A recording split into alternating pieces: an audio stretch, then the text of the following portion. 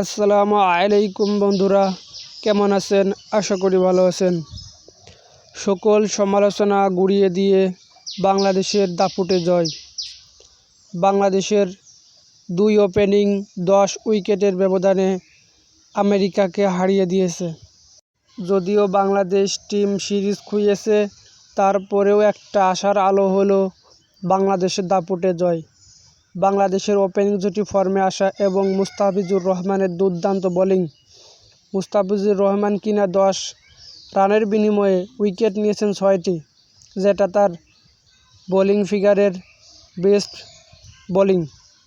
মুস্তাফিজুর রহমানের পাশাপাশি ভালো বোলিং করেছেন রিশাদ হোসাইন। 4 ওভার বোলিং করে 7 রানের বিনিময়ে নিয়েছেন 1টি উইকেট, যার ইকোনমি ছিল খুবই দুর্দান্ত। তানজিদ হাসান তামিম এবং সৌম্য সরকারের কথা না বললেই নয়।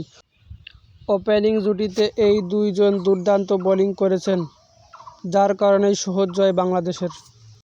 আমরা সকলেই আশা রাখব এইভাবেই ফর্ম ধরে রাখুক বাংলাদেশের ক্রিকেট টিমের সকল প্লেয়ার।